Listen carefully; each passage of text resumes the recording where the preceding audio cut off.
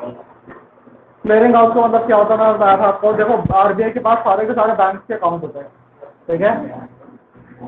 RBI के पास सारे के सारे बैंक के अकाउंट होते हैं। अगर मान लो दो बैंक पर डिस्प्यूट है, जैसे पीएनबी हो गया और जैसे यस बैंक हो गया, इनमें कोई डिस्प्यूट चल रहा है, तो अगर मान लो ये डिस्प्यूट आपस में सॉल्व नहीं कर पा रही तो ये सीधा आरबीआई को अप्रोच करते हैं।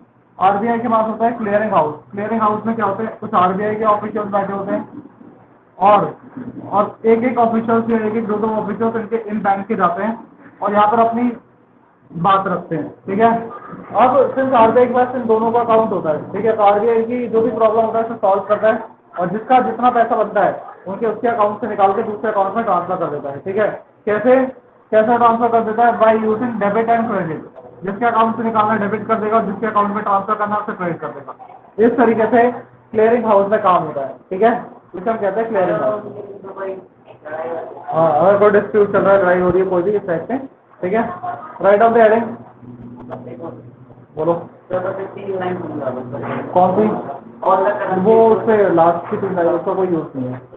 नहीं, कौन सी और किसकी बात कहाँ तक कर लिया था आपने? बैंकर बैंक का सुपरवाइजर कर लिया था। अच्छा, बैंकर टू गवर्नमेंट लिखा है, लेकिन हेडिंग बैंकर टू गवर्नमेंट।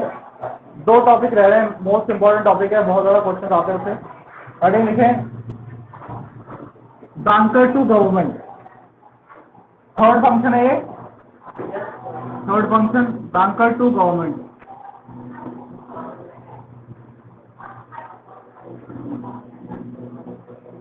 देखो बच्चों, जैसे नॉर्मल बैंक, जैसे हम सब लोग अपना पैसा डिपॉजिट कहाँ करने आते हैं?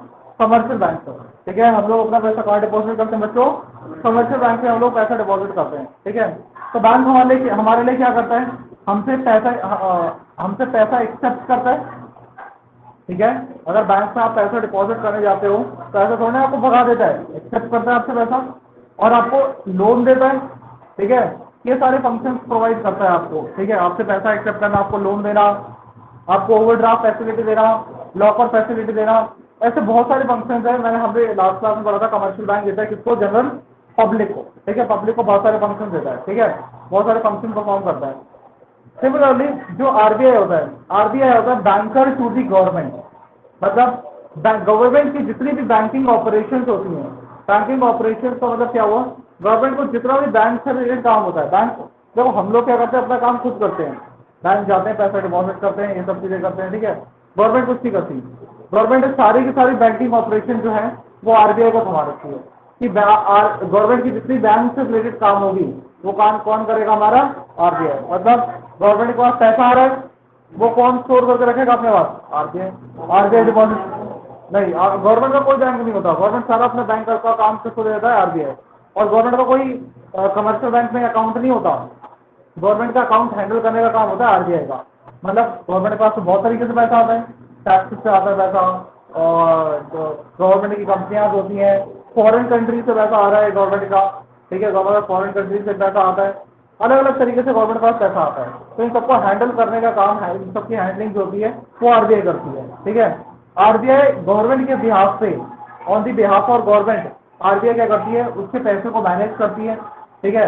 उसका पैसा, उसके पैसे को कहाँ डिपॉजिट कर, कहाँ पर इन्वेस्ट करना चाहिए, वो सब देखने, वो सब करने का काम जो होता है वो हमारे आरबीआई का होता है, ठीक है। तो बेसिकली जो बैंक, कमर्शियल बैंक हमारे लिए करती है सारे काम, वैसे ही गवर्नमेंट के लिए वो बैंकिंग से रिलेटेड सारे काम कौन करता है? आरबीआई करता है, ठीक है। और टाइम टू टाइम आरबीआई जो है वो गवर्नमेंट को एडवाइस देती रहती है। टाइम टू टाइम आरबीआई क्या करती है? गवर्नमेंट को एडवाइस देती रहती है। कैसी एडवाइस देती रहती है? फाइनेंशियल एडवाइस या economic advice, economic financial advice, जो हमारी इकोनॉमी के लिए, हमारी इकोनॉमी मतलब जो इंडिया के लिए बेनिफिशियल है। जैसा मान लो हमारी कंट्री में इन्फ्लेशन आ रहा है, बहुत ज़्यादा अभी महंगाई चल रही है हमारी कंट्री में, बहुत ज़्यादा इन्फ्लेशन हो रहा है। अब ये इन्फ्लेशन को कंट्रोल करना है, क्योंकि ज़्यादा इन्फ्लेशन आना, ज़्यादा महंगाई होना कंट्री के लिए अच्छा नहीं होता। क्यों? क्योंकि जो नॉर्मल जो कंज्यूमर्स होते हैं, जो बिलो पॉवर्टी लाइन के अंडर लोग आते हैं, ठीक है, उनके लिए बहुत ज़्यादा दिक्कत हो जाती है। क्यों? क्योंकि वो लोग नेसेसिटी गुड्स भी अफोर्ड नहीं कर पाते फिर। तो इसीलिए आरबीआई, जब भी महंगाई ज़्यादा आती है तो गवर्नमेंट अप्रोच करती है आरबीआई के पास। आरबीआई से पूछती है आपके पास कोई कोई प्लान है या फिर आपके पास कोई ऐसी चीज़ है, एडवाइस है जो आप हमें दे पाए जिसकी वजह से हम लोग इन्फ्लेशन को कंट्रोल कर पाए। तो टाइमली आरबीआई गवर्नमेंट को एडवाइस देती रहती है कि कैसे इन्फ्लेशन को कंट्रोल किया जाए, महंगाई कैसे कंट्रोल किया जाए, या इंडिया पे कोई ऐसी फाइनेंशियल बर्डन आ रखी है या फिर इंडिया पे ऐसा कोई डेट आ रखा है जिसको रीपे करने के लिए कोई एडवाइजरी चाहिए, तो सारी की सारी एडवाइजरी आरबीआई देती है गवर्नमेंट को। मतलब बेसिकली जितने भी इकोनॉमिक एडवाइस, जितनी भी फाइनेंशियल एडवाइस होती है वो सारी आरबीआई देती है जिसको, गवर्नमेंट को, ताकि हमारी कंट्री इंडिया में कोई फाइनेंशियल प्रॉब्लम ना आए या कोई भी इकोनॉमिक प्रॉब्लम ना आए। समझ आए?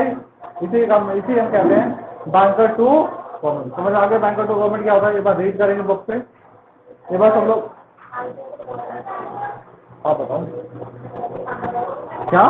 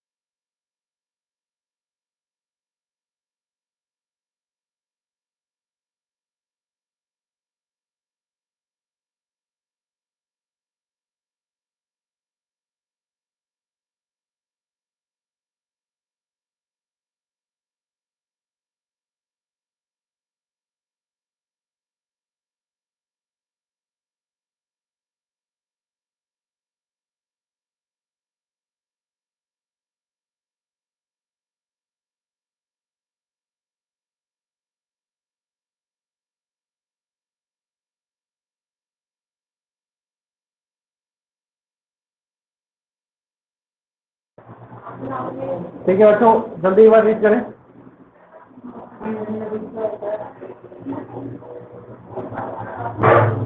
The Reserve Bank of India acts as a banker, agent and financial advisor to the central government and all the state government. As a banker, it carries all banking business of the government. It maintains current account of keeping cash reserve, cash balance वगैरह maintain करता है।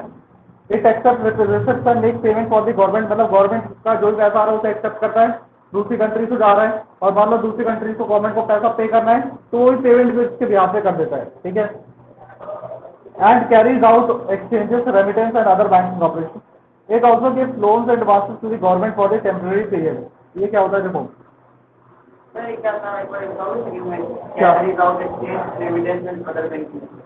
मतलब मान लो remittance का मतलब जो अगर कोई पैसा ट्रांसफर करना है या कोई एक्सचेंज, कोई करेंसी एक्सचेंज करनी है गवर्नमेंट के यहाँ पे, तो आती है, वो सारे काम भी करती है गवर्नमेंट के लिए। ठीक है।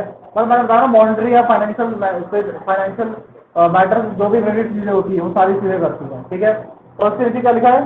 देखो कभी कभार ना गवर्नमेंट को ना पैसे की जरूरत पड़ती है, जैसे फॉरेन कंट्री का लोन रिपे करना है। ठीक है।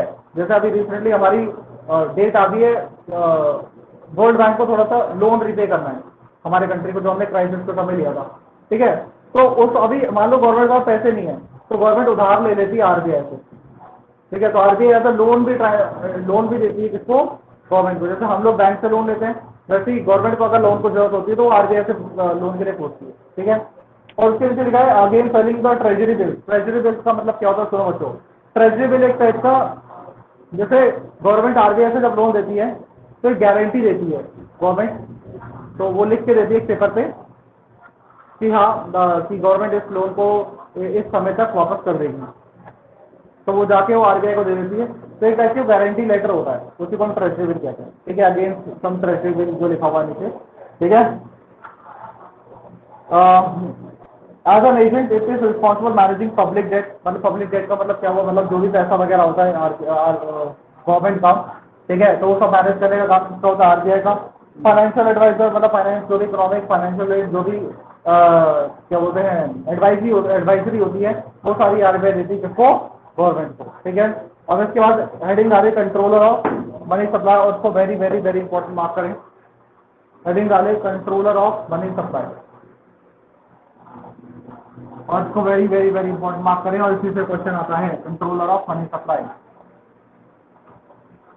पॉइंट नंबर 4 जो भी है,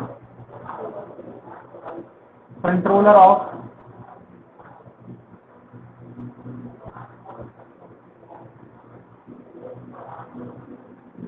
money supply, controller of money supply.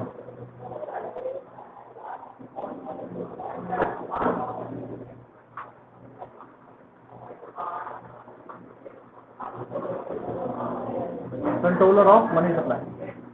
सुनो बच्चों, मैंने आपको बताया था कि हमारी कंट्री में मनी सप्लाई ज्यादा होना भी सही नहीं है, मनी सप्लाई का ज्यादा होना भी ठीक नहीं होता, क्योंकि अगर मान लो मनी सप्लाई ज्यादा है तो कंट्री में इन्फ्लेशन वाली सिचुएशन आ जाती है। इन्फ्लेशन मतलब महंगाई, इन्फ्लेशन का मतलब क्या होता है? महंगाई होना। तो महंगाई वाली सिचुएशन में आती है अगर हमारी कंट्री में क्या होता है, मनी सप्लाई ज्यादा। मनी सप्लाई ज्यादा होने का मतलब पब्लिक के पास ज्यादा पैसा अवेलेबल है, पब्लिक और बैंकों के पास ज्यादा पैसा अवेलेबल है, जिसकी वजह से मनी सप्लाई बढ़ने की वजह से कंट्री में क्या आता है, इन्फ्लेशन। और इन्फ्लेशन जो है वो अच्छी चीज नहीं होती। ठीक है, ठीक है। उसके बाद अगर मान लो कंट्री में मनी सप्लाई कम है तो कंट्री में आता है डिफ्लेशन। क्या आता है? डिफ्लेशन। बच्चों डिफ्लेशन भी कंट्री के लिए अच्छा नहीं होता, क्योंकि इससे कंट्री की ग्रोथ इफेक्ट हो जाती है, ग्रोथ रुक जाती है, कंट्री की जो ग्रोथ है वो रुक जाती है। हाँ, ग्रोथ रुक जाती है, इस वजह से डिफ्लेशन भी कंट्री के लिए अच्छा नहीं होता। तो कभी भी कंट्री में इन्फ्लेशन आता है, महंगाई बढ़ती है या डिफ्लेशन आता है, इसको बैलेंस करने का काम करती है आरबीआई। ठीक है, महंगाई आएगी उसे बैलेंस करेगी, महंगाई ज्यादा है उसे नीचे लाने की कोशिश करती है। ठीक है, महंगाई ज्यादा मतलब मनी सप्लाई ज्यादा है तो उसे कम करने की कोशिश करती है, लोगों के पास ज्यादा पैसा है तो उसे कम करेगी। ठीक है, और डिफ्लेशन है मतलब मनी सप्लाई कम है तो उसे भी बढ़ाने की कोशिश करती है। मतलब एक तरीके से मनी सप्लाई को बैलेंस करने की कोशिश करती है कौन? Reserve bank of India. ठीक है, अभी करती कैसे? उसके लिए गवर्नमेंट के पास आ जाओ, यहाँ पे जाओ। हाँ, अभी करती कैसे? उसके लिए गवर्नमेंट के पास टूल्स होते हैं, कुछ कुछ टूल्स एंड टेक्निक्स होती हैं। क्या टूल्स है गवर्नमेंट के पास? सबसे पहला टूल है CRR। हेडिंग लिखिए, सबसे पहला टूल क्या है? CRR। Right on the heading, CRR। सबसे पहला टूल जो आरबीआई के पास है वो है CRR। CRR का मतलब cash reserve ratio, cash reserve ratio. देखो बच्चों, कैश रिजर्व रेशियो क्या होता है? सुनो,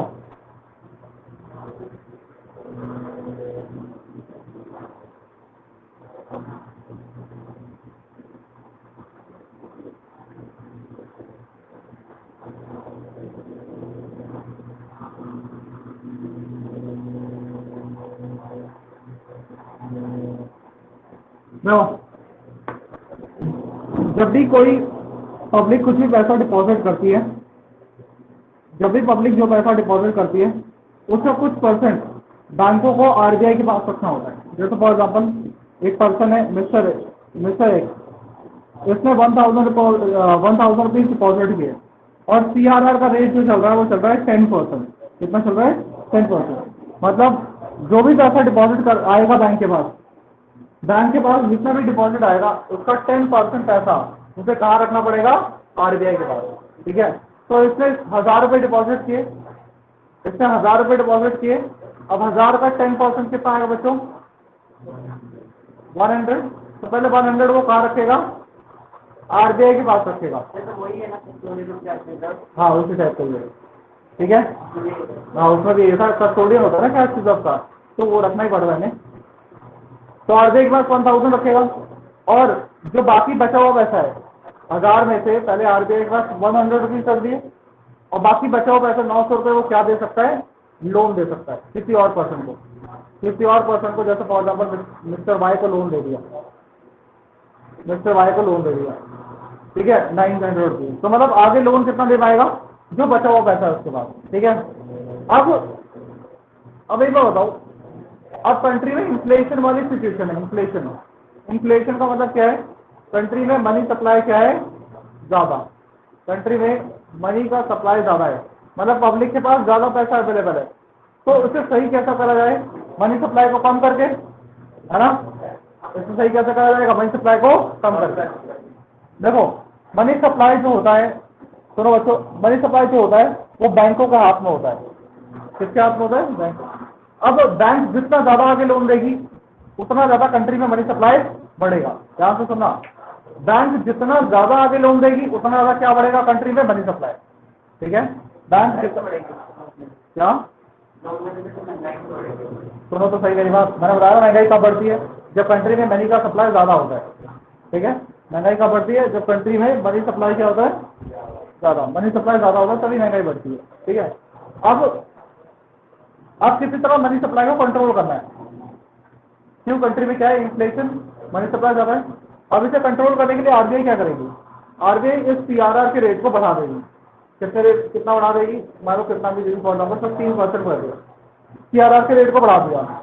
अब सीआरआर के रेट को बढ़ाने से होगा क्या, मान लो अगली बार कोई 1000 रुपये डिपॉजिट करने आया फिर से, तो इस 1000 में से 150 रुपीज उसे कहाँ रखना पड़ेगा, आरबीआई के पास। और आगे कितना लोन दे पाएगा वो, 850 का। तो देखो इस बार लोन देने की कैपेसिटी बैंक की क्या हो गई, कम हो गई।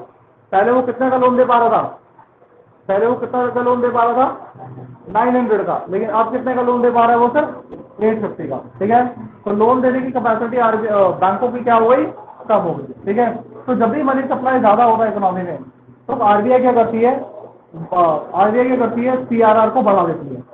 सीआरआर को बढ़ाने से क्या होगा, बैंक आगे कम लोन दे पाएगी, और जब बैंक आगे कम लोन दे पाएगी तो पैसा इकोनॉमी में कम फैलेगा, और जब मनी सप्लाई कम होगा तो इकोनॉमी क्या हो जाएगी, बैलेंस हो जाएगी।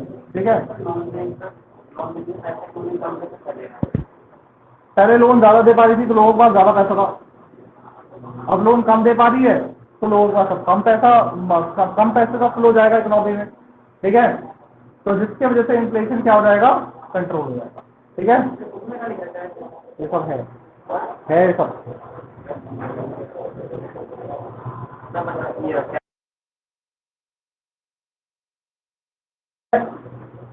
सीआरआर की मैंने डेफिनेशन क्या लिखवाई थी, सीआरआर की डेफिनेशन क्या लिखवाई थी, it is the fraction of money,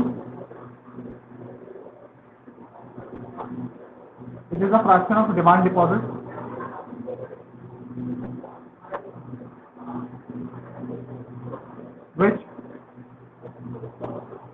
which bank has to keep with RBI in the form of cash। मतलब जो भी बैंक के पास डिपॉजिट आते हैं उसका कुछ परसेंट, कुछ फ्रैक्शन, मतलब कुछ परसेंट कहाँ रखना पड़ता है, आरबीआई के पास रखना पड़ता है, इन the form of cash, cash के फॉर्म में। उसी को हम क्या कहते हैं, सीआर। ठीक है, अगर मान लो कंट्री में अच्छा इन्फ्लेशन होगा तो आरबीआई क्या करेगी, सीआरआर को बढ़ा देगी। और अगर कंट्री में डिफ्लेशन होगा, डिफ्लेशन मतलब मनी सप्लाई क्या है, कम। अगर कंट्री में मनी सप्लाई क्या होगा, कम, तो उस समय आरबीआई सीआरआर को क्या कर देगी, कम कर देगी। और जब आरबीआई सीआरआर कम कर देगी, मान लो 10% था, 10 से कर दिया 5%, तो इस बार अगर कोई 1000 रुपये डिपॉजिट करने आएगा तो इस बार सिर्फ 50 रुपये रखने की जरूरत है। आगे कितना लोन देगी, 950 का लोन देगी आगे, तो इस बार ज्यादा लोन दे पाएगी, तो ज्यादा से ज्यादा पैसा फैलेगा इकोनॉमी में। ठीक है, मनी सप्लाई कम है तो पैसा फैलाना है इकोनॉमी में, और मनी सप्लाई ज्यादा है तो पैसा फैलने से रोकना है इकोनॉमी में। ठीक है, कर लो नोट, ये वाला पॉइंट आपको लिखना है एग्जाम में, डेफिनेशन लिखनी है।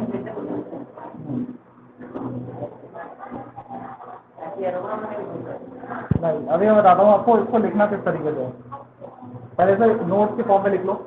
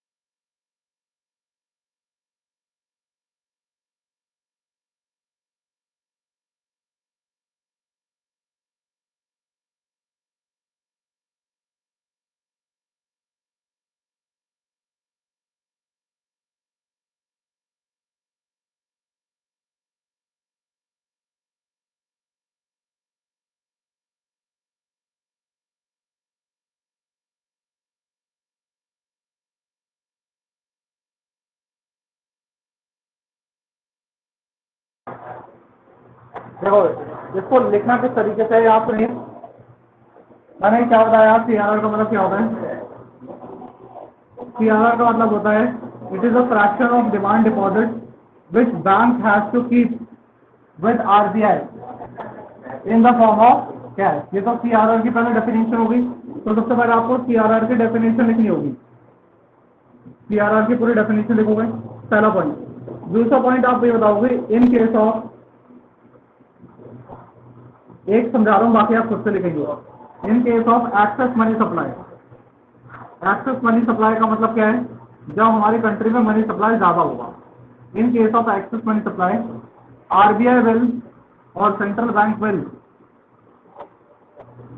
Increase the money supply. अभी दिखाया मैंने आपको, जब भी मनी सप्लाई ज्यादा होगा तो RBI will increase the CRR। RBI CRR को क्या कर देगी? इंक्रीज कर देगी। और इस CRR इंक्रीज होने से होगा क्या? बैंकों को ज्यादा पैसा रखना पड़ेगा RBI के पास पिछली बार से। तो increase in CRR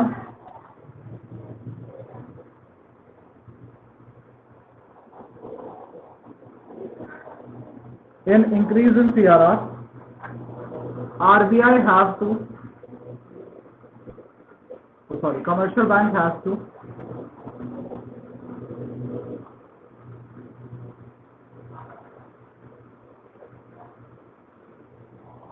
keep more amount in the form of cash reserve। उसे ज्यादा पैसा रखना पड़ेगा इन the form of reserve.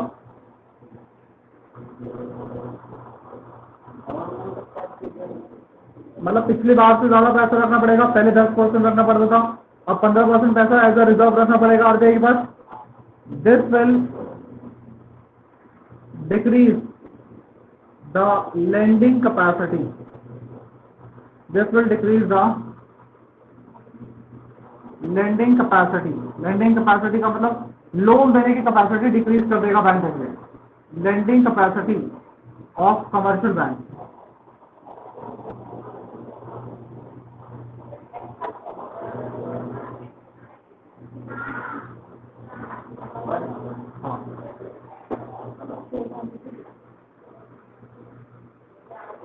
And money supply will decrease.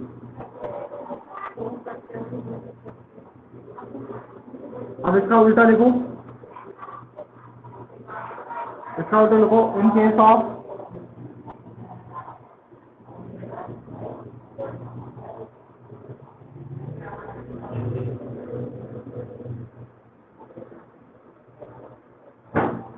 Deficient money supply, या डेफिशिएंट मनी सप्लाई या फिर lack of money supply,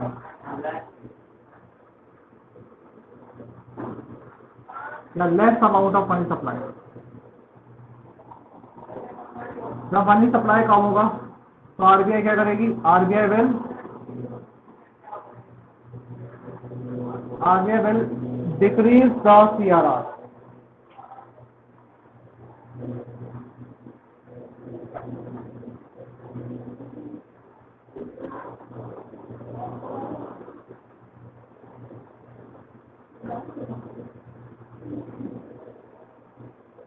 decrease in CRR, commercial bank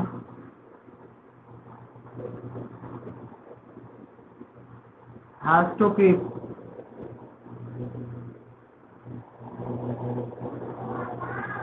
less amount of reserve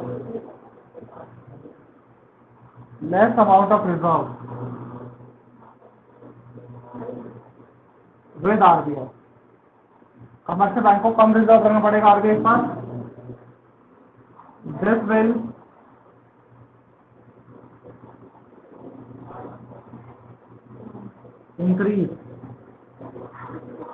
increase the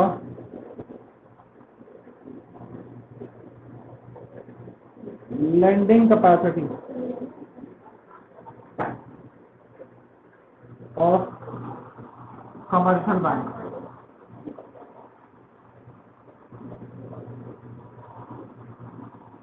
and money supply will increase। हाँ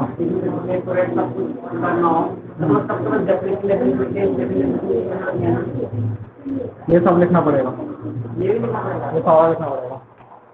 देखो बड़ा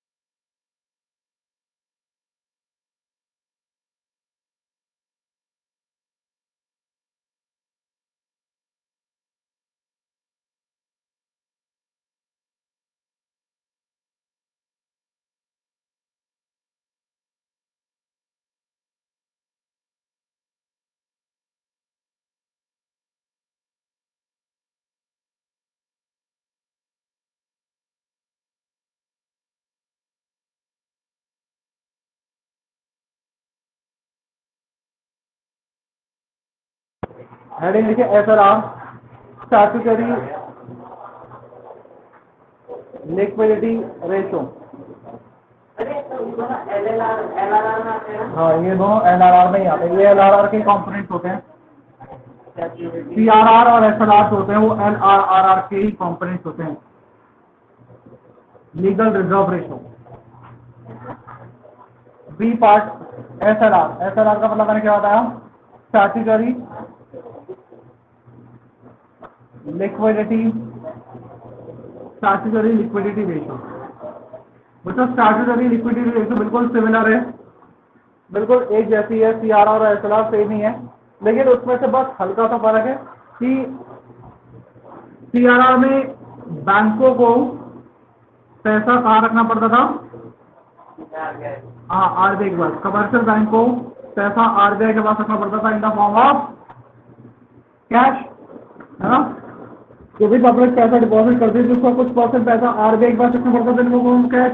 लेकिन SLR में क्या होता है, मान लो एसएलआर का रेट चल रहा है 10%, तो एसएलआर में क्या होता है, बैंक आरबीआई के पास पैसा नहीं रखती, बैंक जो भी पैसा आता है, जैसे मान लो बैंक में 1000 रुपये है, तो एसएलआर का मतलब होता है स्टैट्यूटरी लिक्विडिटी रेशियो, मीन्स बैंकों को 1000 में से 10%, 1000 का 10% कितना है बच्चों, 100 आरबीआई के पास जमा ना करके उसको किसी लिक्विड एसेट में कन्वर्ट करना है।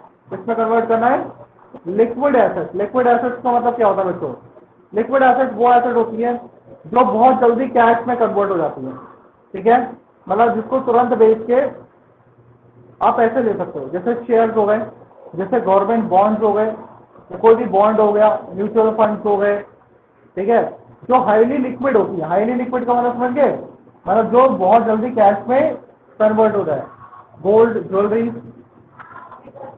ठीक है, ठीक है, वो सारी क्या होती है हमारे लिक्विड एसेट, ठीक है, जैसे गवर्नमेंट बॉन्ड्स हो गए, बॉन्ड्स, गवर्नमेंट बॉन्ड, शेयर्स, ये सारी हमारी क्या होती हैं, लिक्विड एसेट्स कहलाती हैं, ठीक है। तो आरबीआई को कमर्शियल बैंक को इसका 10%, मतलब 1000 का 10%, 100 रुपीज को लिक्विड एसेट्स में कन्वर्ट करना है और उसको अपने पास रखना है, और आगे कितने का लोन दे पाएगी वो, सिर्फ 900 रुपये का आगे लोन दे पाएगी। अब बिल्कुल सेम इम्पैक्ट होगा, आप खुद सोचो, इधर सुनो, जब मनी सप्लाई ज्यादा है, सुन लो भाई, जब मनी सप्लाई ज्यादा है, इकोनॉमी में ज्यादा मनी सप्लाई है, मतलब कंट्री में क्या है, इन्फ्लेशन, तो उस समय आरबीआई एसएलआर को बढ़ाएगी या कम करेगी,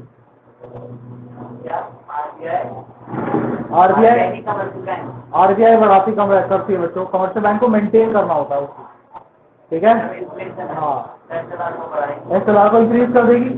एसएलआर इंक्रीज करने से क्या होगा, कमर्शियल बैंक को अब ज्यादा पैसा लिक्विड एसेट्स में रखना पड़ेगा अपने पास।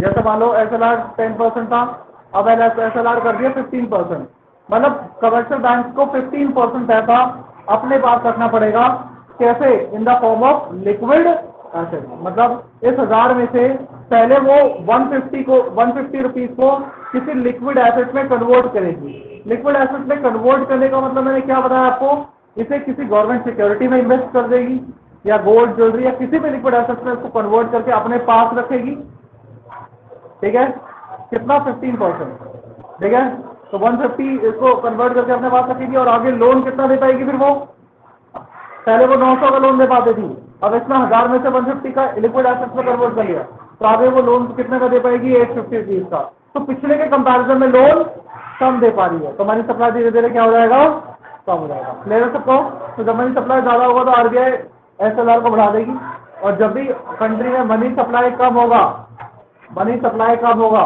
तो एसएलआर को क्या कर देगी, कम कर देगी, ठीक है। मनी सप्लाई कम होने का मतलब डिफ्लेशन वाली सिचुएशन है। क्लियर है, अब इसको लिखेंगे कैसे, सबसे पहले एसएलआर की डेफिनेशन लिखूं, it is the fraction of demand deposit and time liability. Time liability का मतलब बच्चे जैसे फिक्स डिपॉजिट हो गया, जो एक पर्टिकुलर पीरियड ऑफ टाइम के बाद ही आप पैसा निकाल सकते हो, और डिमांड डिपॉजिट मतलब कभी भी जो पैसा बैंक से निकाला जा सके, ठीक है। It is the fraction of demand deposit and time liabilities which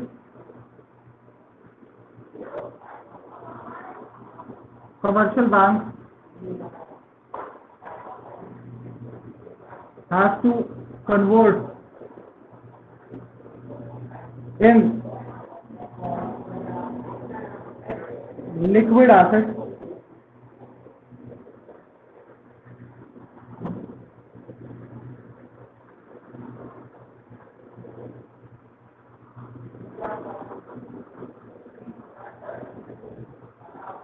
and keep it with themselves.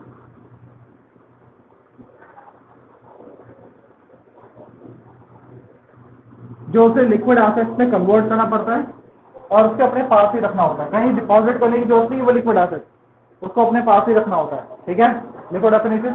इसके बाद आपको उसमें लिखना कैसे, एक बार ट्राई करें खुद से ट्राई करें, एक्सेस मनी सप्लाई में भी और लैक ऑफ मनी सप्लाई, दोनों पॉइंट को खुद से ट्राई करें एक बार।